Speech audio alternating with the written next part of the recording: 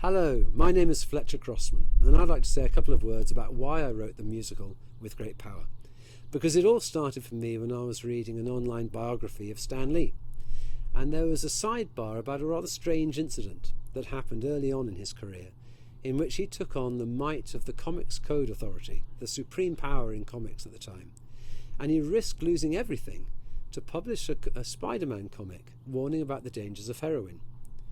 Now, I found that odd because everything I knew about Stan Lee is that whatever else you say about him, he was very charismatic and likeable, but he was no hero. He liked fast cars and parties and fame and fortune more than anything. He was kind of shallow.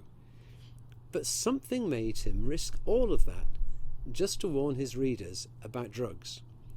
So when I started doing some research, I found that he'd fallen in love with this beautiful woman called Joan.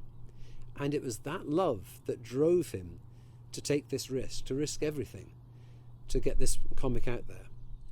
And a very bureaucratic, tyrannical character called Judge Murphy, who was the head of the Comics Code Authority.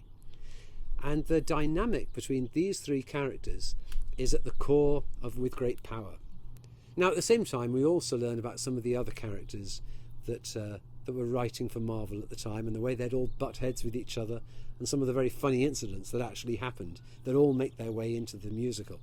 And we see them creating some of the most iconic characters in American history: Spider-Man, Iron Man, the Fantastic Four. And that is really the story of With Great Power.